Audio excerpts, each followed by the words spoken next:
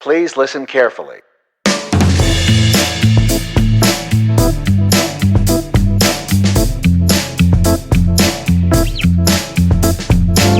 Hi, I'm Paul Frields. And I'm Dave Guzman. And this is Practical Bass, where each week we pick a topic of interest to you, the working bass player, and we take it apart and look at it from a different perspective and hopefully give you some wisdom that will help you take your gigs and your gear to the next level. You can find us on the web at practicalbass.com. You can email us at podcast@practicalbass.com at any time.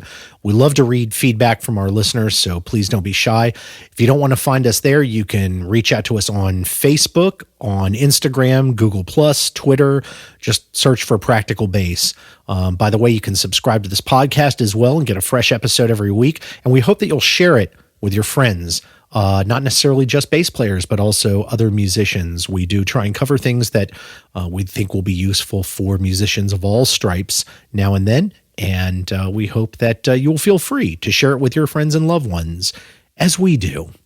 What are we going to talk about today, Dave? Today we get to talk about buying that beater. Buying the beater. That Project Bass. Yeah. So I don't know how many people in the audience have done this, right? But so just this actually came out of, this is one of those things that we love doing in this podcast, right? Which is, you know, something happens in one of our lives and we're like, oh, we have the story to tell. Like, I had this gig last night, ... Or, you know, I ran into so-and-so and I was chatting with them and suddenly it kind of becomes a story on the podcast. Yeah. And that's how this happened, right? Yeah, these are my favorite. These are like real-time stories. Yeah. So how did we get to this one? So I had this is a Dave story. I love Dave stories. So I'm wrapping up a project and I wanted kind of that trophy piece out of a project. And I find like a bass. I'm like, I want that second bass. I need a second bass. I'm just going to do it. Yeah. I find a certain bass that I want. I can't even remember what it was. Maybe it was like a Gretsch or something along those lines. And then a bandmate of mine says, bro, you just need to get a P bass. And within like 10 minutes, I thought, you're totally right. You caught the fever. That was it. And then it was like 48 hours of mayhem in my mind. I will admit, I feel like everybody needs a P bass, honestly. It is, once you taste it, it's true. It is. It's like the thing they say. So I had a friend who always said this. He said that the Fender Precision bass, the P bass, is like, it's a one-trick pony, but it is a really good trick. And a really good pony. And a long-lasting pony. Giddy up. So you caught the fever. So I got the fever. I will tell our listening audience I got a number of texts during the following 2 days. Paul always knows when the fever's kicking in. Because random hours, random questions. I got a lot of texts, and yeah, but it was cool though because you were like, but you had the severe attack of the gas. It was really bad. I mean, I'm like running to the stores like before 10 minutes to close frantically. I'm on every website searching or whatever. And gas, by the way, for those who don't know it, gear acquisition syndrome. Some of our readers may be wondering why we're talking about your intestines, but that is not it. That is not it. It is the feeling that you need to go buy some equipment. It could be worse than gas. Yeah. Yeah. It can be worse than the intestinal kind. It's very, yeah. So I went around the horn. I mean, I circled around everything. I mean, yeah. I was comparing, basically it came down to, I was comparing like Mexican to American, going back and forth. How much do I spend? What my budget looks like. Right. Get to a point where I'm leaving a shop, like playing a 75 P bass. Yeah. And I'm thinking about selling a car. Yeah. To get that like a vintage American. Yeah. The funny thing is I remember starting out playing, and this was, this would have been, 1989, 1990, around then. That's when I started playing. Right. And I remember a few years after that, looking at what it would take to get, a classic instrument. Right. And at that time, people were like, 75, that's crap, like so it's only like 15 years old or something like that. It's literally just like, it's just a used, it's like, post Right. CBS or whatever. Yeah. Or it's not pre CBS. I guess it would have to be post CBS. Right. Or maybe it's in CBS. Anyway, the point being, people would always they turn up their noses. Yeah. If it wasn't before like that 1965 turnover or whatever. Mm-hmm. And the early 60s ones were, they were still pretty expensive. Not as expensive as they are now, but, pretty high priced. Yeah. And now people look back at the 75s and they're like, oh my gosh, yeah, totally. Because, you put 40 some years on an instrument, it really weathers in a nice way. And Right. the wood sets in, et cetera, et cetera. Yeah. So you were looking at 75. And then And I was finally I was decided, instantly in love. And I'm like, all right. So I hop in the car. True story. Hop in the car. Drive home. I decide to stop at the pawn shop that's like 2 blocks from my house. yeah. That's how sketchy my neighborhood is, first of all. Sorry. That's a joke. I live in a downtown area, so yes, 2 blocks away there's a pawn shop. And Yeah. I walk in there and there's, your typical pawn shop, 6 guitars and 1 bass. Yeah. Right. And it's a Mexican jazz. Yeah. Sitting there, I think price tag at like $250. Right. I asked him if I could plug it in. He gives me like the worst speaker ever to plug it into.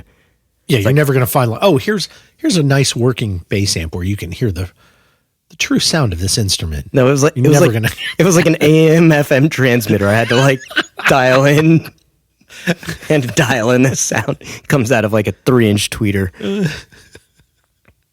And it was beat up. Yeah. It was in bad shape. I could tell. There were things about it, but I just told him all I had on me was $140 in cash. Yeah. From a gig before. Yeah. So I said $140 and I'm out of here. And he said, I'll take it.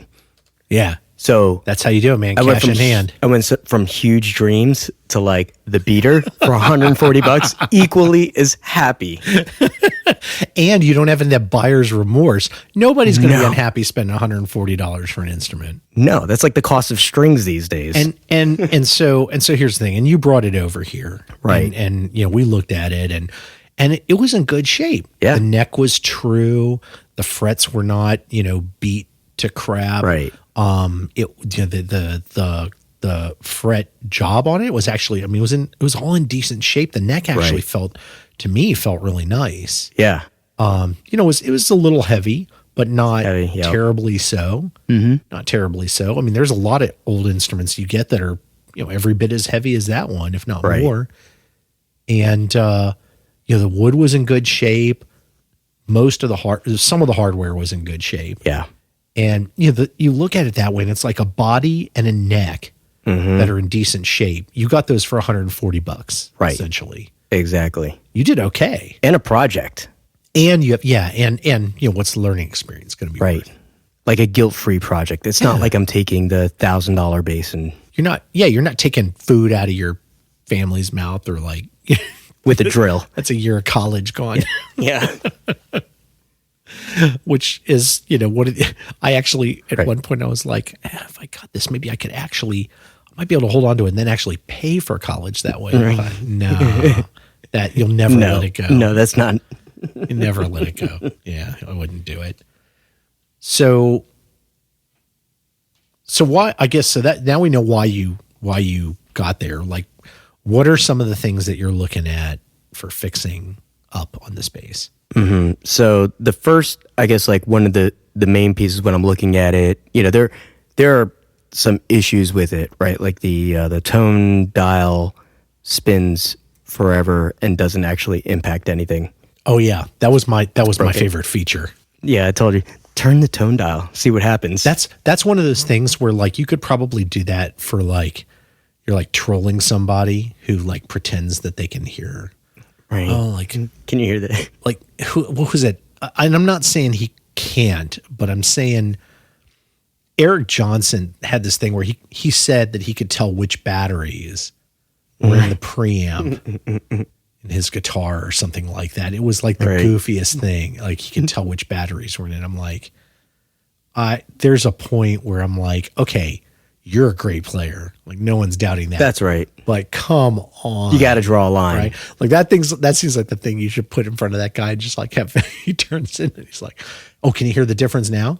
Oh yeah. Oh yeah. It's much clearer now. No, I'm just kidding. So I'm sure there are people out there who have like those eagle ears like that. You're probably, and of course, when they actually spin the knob like this one. Oh, when they finally it just keeps going. After Like they pass go and it just keeps going, then they know, wait a second. It literally was. You could roll it around and it would be like you just keep spinning it. It would be like, you hit the $10,000 jackpot, or what was the one? There was one that you hit like you bust and all your money's right. gone. Keep getting more tone and more P bass tone and more tone, and then the bass blows up. So yeah, there was that. But connected to that is going to be, of course, getting pickups. Right. To me, it felt like that was the first like easy piece to kind of take on, was to just upgrade the electronics. Well, you've heard it now. Like you've actually been able to plug it in at home. You have a nice amp setup now, and you plugged it in. You're like, clearly not moving me. Right. So what'd you pick up for that? So I picked up the. So I just went with the classic, like the 62 Fender P bass. Yeah, Fender Custom 62s. That's it. They are, those are some good sounding pickups, and there are lots of replacement pickups out there, right? Yeah. So I mean, that's one, only one among many. I know there are Seymour Duncans. You could go like, oh, I want to go active, and you could buy all sorts of things for that, EMGs or this, that, and the other. Right. There's a guy down the road from us, Lindy Fralin. He's not giving us any money, folks. Just we're reminding you, we do not like we don't have like paid sponsorships, but I have two basses that have Lindy Fralin pickups in them, and they're two of my favorite instruments. I didn't know that. Yeah. One of them is that old. It's a Japanese Sting model. Oh, okay. That 53. It's like a 53 reissue. I had no idea. That makes perfect sense then. Yeah, it has Lindy Fralin pickups in it. And okay. They're split, and that's why it's like completely silent and sounds amazing. Yep. And then the other one is my white Lakeland. Right. Has Lindy Fralin jazz pickups in it. And oh man, they're so good. Like that instrument is never leaving this house. I mean, it's never leaving my possession again. I'll take it to gigs. I take it to gigs all the time, but it's never. Yeah, I'm never going to get rid of that thing. At least not without taking those pickups out. Right. You got to keep the old ones just to throw them back in. But anyway, so I mean, like, so a couple of things that you've talked about then are, number one, sometimes some of the hardware that you find that goes bad are like knobs. Right. And it may be the pot may be busted. It could be just the knob. His connection is busted. But, electronics like that it's not expensive to get a nice, to get a nice new pot and, set of knobs put into a bass. Yep. Is not very expensive. It's not. No. And these are things that you can do yourself with, some limited equipment. Like, basically all you need is some colored wire, preferably like if you have different color cladding on your wires. That way you can kind of like do the wiring and be, careful with it. You can find tons of wiring diagrams on the web that will literally just tell you, here's how to wire a standard, precision bass pickup and a soldering iron and some solder, standard rules of engagement apply, right? Like, be careful with the business end of a soldering iron because you can burn yourself really badly. Said the guy who has done that. Yeah. So but this stuff is like, it's not hard to do. You can watch a ton of YouTube videos. I mean, we could probably do shows later about how to do this kind of stuff, but so you talked, hardware, like the electronics, hardware and the pickups. What about the other hardware on the bass? What about like the bridge? Talk about the bridge a little bit. So the bridge is like typically like what you would expect on that bass, right? And so yeah, it's like it was just a standard like a plate, like a bridge, standard plate bridge with the T-bar saddles. So what I was so one of the things, and I'm not quite there yet, but just considering, one of the things that made me really like fall in love with some of the P basses that I was playing were the ones that were string through, and I'm still like in this deciding mode whether it's really worth it. But the sound is, to me, like I could feel that difference when I was, and it could have been just the basses that I was playing, but for like right before I did that, I just did the Mexican and the American, like side by side, 15 minutes on each. So I could really start to feel like what those differences were. Yeah. And there, one of them was it just felt like it was the resonance. It was like the sustain just felt like it was almost like there was like with the string through, it felt as though there was like a compressor sort of built in. Like it just kept pushing it out a little bit further. Yeah. But it could have been in my head, right? Because you get to that point where you're just like, you want it to. You got it. Yeah, you got to do it blind. That's the only way to be scientific quality. And I'm very emotional about these things, so like I give my head a lot of credit. I'm like, it's you. Yeah, that's why I would never get on the web and claim really one versus the other, but because it could be an unconscious bias about it. So, but some of the other like the quick fix cool things about buying the beater for me is that, and we spent a lot of time talking about it, is that there's just a lot of like setup and cleanup. Yeah. That's just like little things. Literally like just elbow grease. So let's talk a little bit about like what is involved in this kind of project. Because I feel like, we've looked at your bass as a good example. There are all sorts of things that that can be done on your bass. But, here, like, I think maybe this would be the right place to insert some tips for people and say, hey, if you're looking at buying a beater bass, here are a couple things to look for, right? And these all worked out well for the bass that you got. And I think number one is look at the wood, look at the body and the neck. Is the body in good shape? I mean, it's okay if it's got dings and dents in it, but has it been, is it chipped or cracked anywhere? Does it look like, it's taken a fall? If the paint is cracked through from somewhere, from one place, and you find multiple cracks, there's a good chance that thing got, it got whacked. And I mean hard. Right. It takes a good whack, and that's indicative of, somebody not caring for it. And in a way that maybe if it took that kind of impact, it could have actually affected the wood under the under the body paint. Right. So you got to be careful of that, Yeah. If you find like missing, especially if you find like a tail pin that's missing, you got to look and see, like, are there cracks coming around that tail pin? If there are, that you got to be careful, because that could be like somebody literally dropping it on the ground and it could crack. Like you could be looking at something where underneath the paint, like the body could be separating or something like that at that point. Right. But, other than that, okay, and look around the joint where the neck meets the body. And how does that look? Tiny little, there's often, you find often these little hairline cracks around the joint on some basses. That's not a disaster. It's not great, but it's not a disaster either. It might be fine. Yeah. The thing about your bass that I really noticed was the neck was really bad. I mean, it was badly bowed. Like the action was so high. Yeah.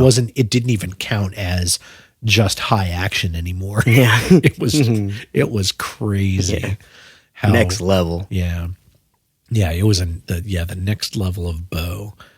But you can fix that. If you're looking at a neck, the neck doesn't have to be flat and the action doesn't have to be good. What you want to look for is the action very different on one side than the other. Right. And you look down from the headstock toward the body and see if the frets are lining up level down to the body. Like, does it look like a flat railroad, like that you could, that like a train could run down this very flat, or does it look more like the train would kind of be taking an incline, like a curve or something partway through, and if you're seeing that, the neck's got a twist. And this sounds finicky, but when you look at the whole base, like if you look from the headstock and you point it towards a light, you hold it up and stick the body towards a light and hold on to the, have the headstock at your eye and kind of sight down the base, you can see pretty clearly if the frets are starting to kind of turn in one direction or the other. Right. And that's usually not a good sign. Right. And not all twists are unfixable, and not all twists are fatal. But if it's really bad, that might be something to think about, like in terms of, here's what I'm going to buy this base for. And then if the neck turns out unserviceable, you could buy another neck or something. Right. Right. Yeah. But yours is in good shape.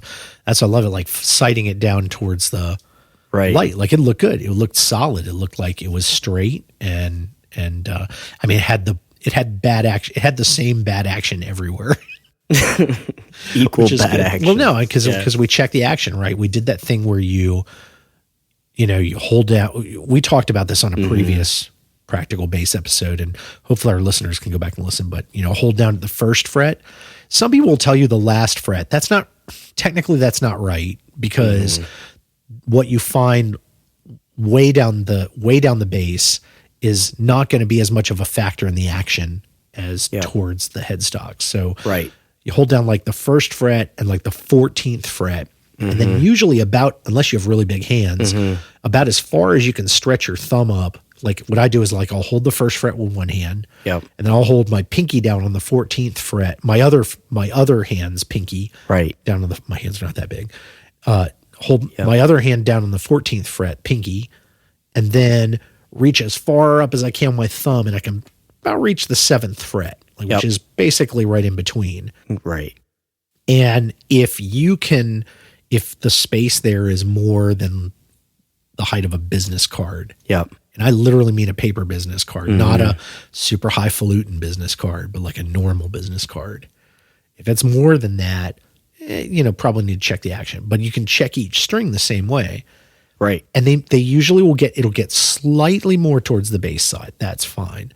But if you find that it's like way different from one side to the next, oh, well, this one's kind of like a business card, but then on this side, it's more like like the width of a ballpoint pen or something. Right. I don't know, something. A stack of credit cards. Yeah, like 3 credit cards or something like that. That may be a bad sign. Yeah.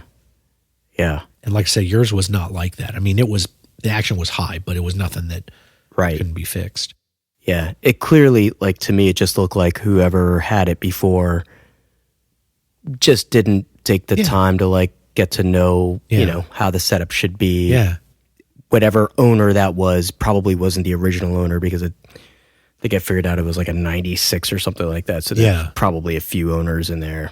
Yeah, definitely could have been. Or it could have been, somebody bought it on a whim and they put it away, or maybe they just stuck it in a corner and it just sat there and the neck just kept bowing over time or whatever, because nobody looked at it or anything. And the strings were dead, and they don't, and they don't come in good shape from the factory anyway. Like setups are never that good from the factory. Right.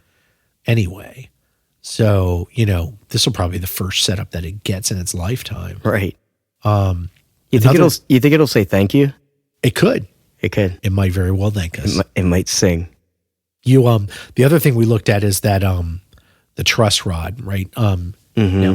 Mexican instruments in that time frame, like the 90s, their truss is up at the headstock. That's where you can adjust theirs, as opposed to like a lot of the American basses, and even some more modern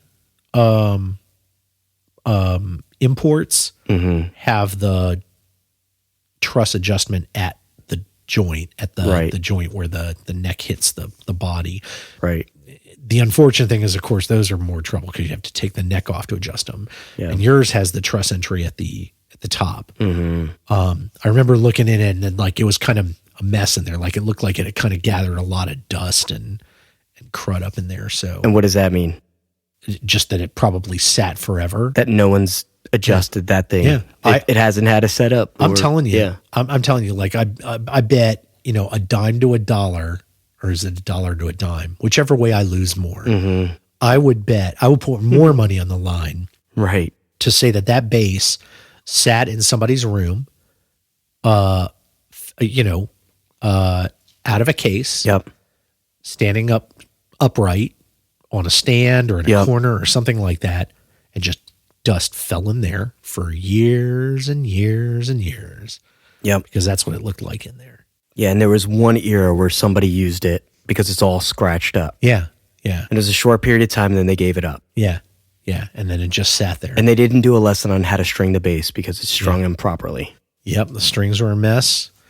And and of course we know this, but let's tell our audience just to make sure never judge the instrument by its strings. Like that is the last Right. thing that you care about. It's Right. the first thing that you're going to replace on any instrument. Right. And the last thing that you care about. Doesn't matter if the strings are rusty. Who cares? No. You can get new strings very easily. Yeah, it doesn't make a difference, but it just tells you a story about where it's been. Yeah, yeah. Tuners, on the other hand, right, those are interesting. Now you checked out the tuning machines and They were good. they're turning fine. Yep. They're, Nice and tight. yeah, yeah. And even if they're not, right, one of the things that you can do is, it doesn't take much to oil tuners.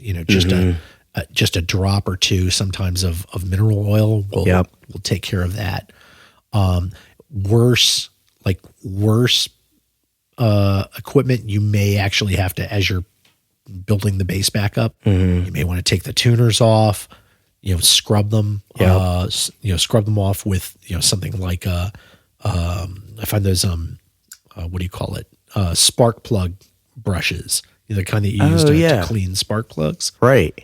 Sometimes those are useful.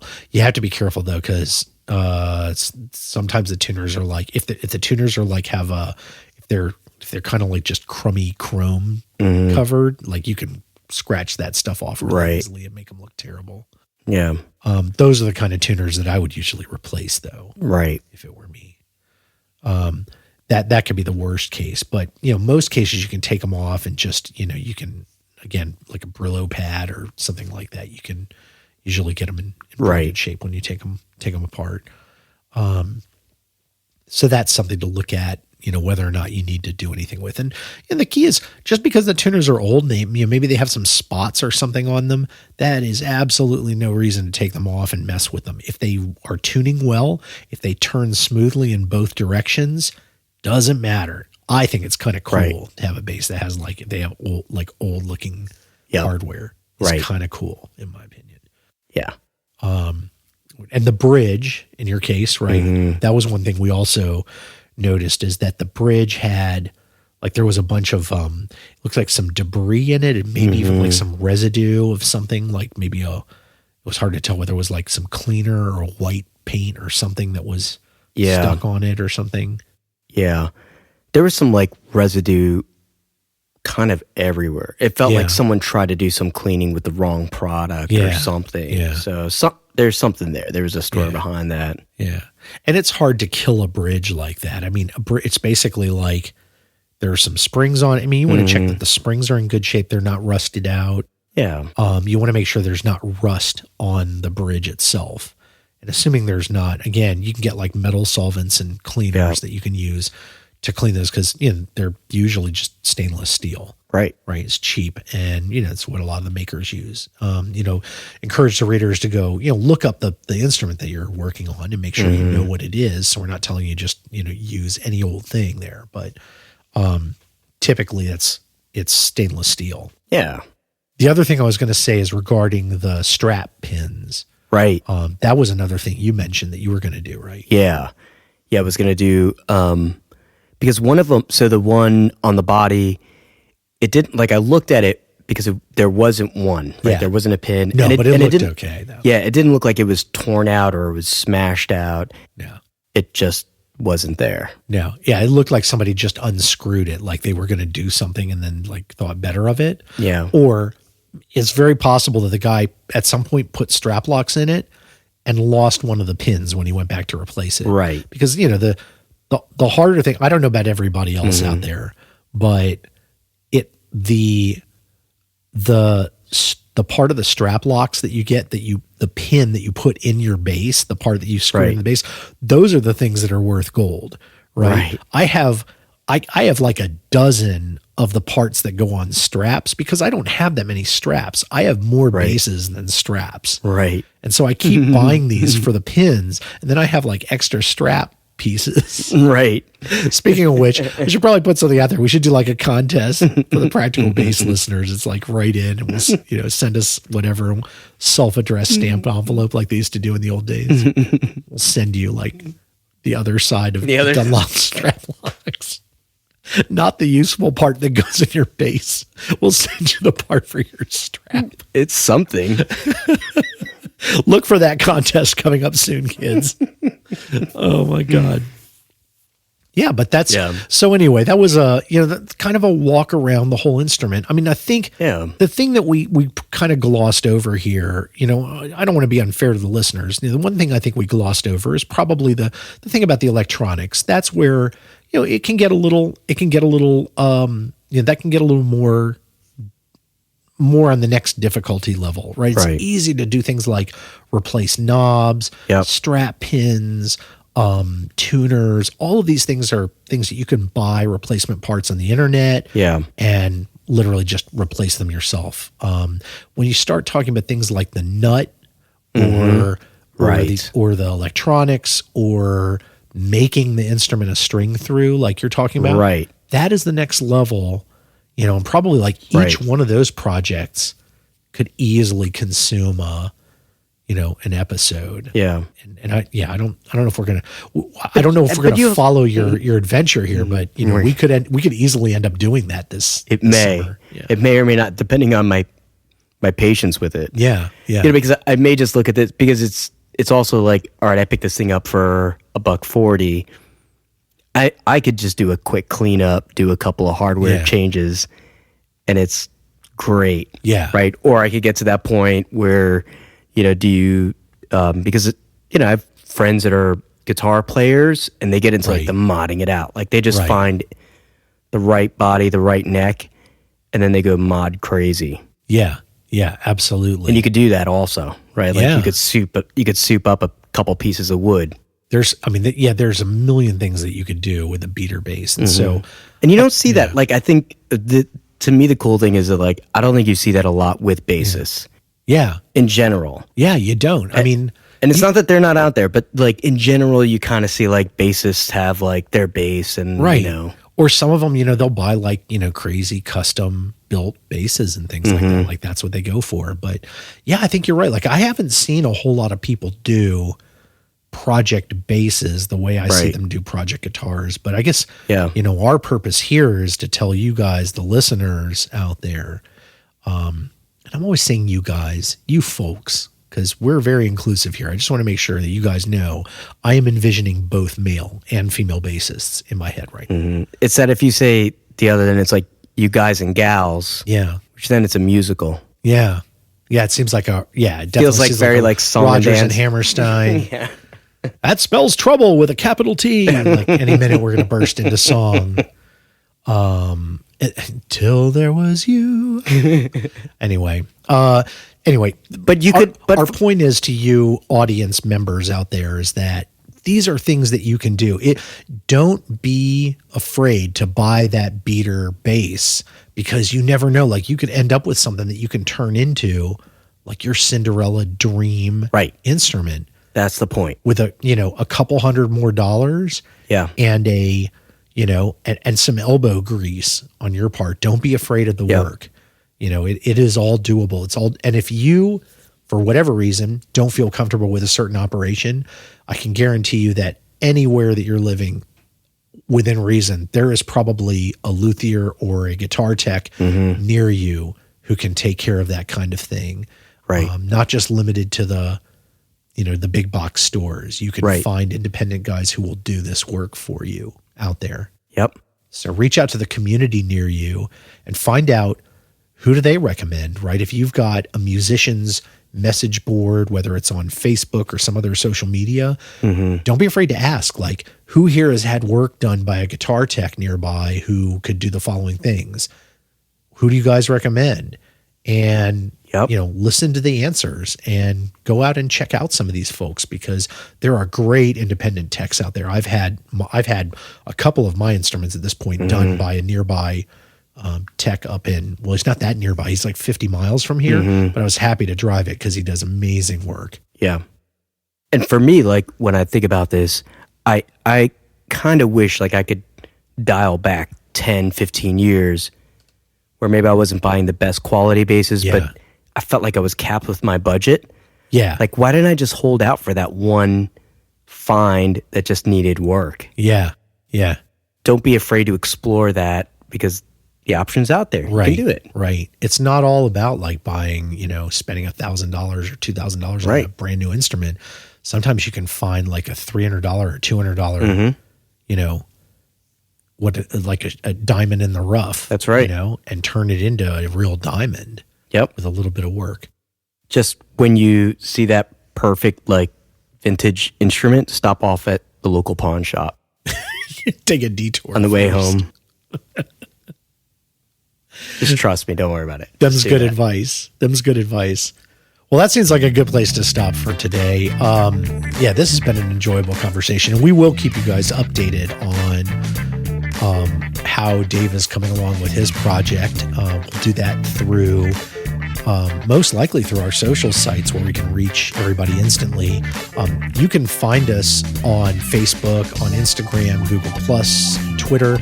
You can also find us on our website, practicalbass.com, and we're happy to take email from you as well if you hit us at podcast@practicalbass.com. Dave and I see all that email, and we read everything we get. We love to hear from listeners, so do not be shy about reaching out to us. We love to hear from you, and we try and respond personally to everything. And if you are interested in hearing more of this podcast, it's really easy to subscribe. Go to practicalbass.com/subscribe, or you can look us up on Apple Podcasts on your iPhone, or iTunes on your Mac OS device, on Google Play Music, or on Stitcher Radio, on any platform, or just about any podcatching app that's out there. Just search for Practical Bass and you'll find our black and white friendly logo. And if you click the subscribe link, you'll get a free weekly episode delivered straight to you. No muss, no fuss. And each week we'll be exploring a topic of interest to you, the working bass player, to help you get your gigs and gear to the next level. So we look forward to speaking with you again. And until then, I am Paul Fields. And I'm Dave Guzman. This has been Practical Bass. Thanks for listening.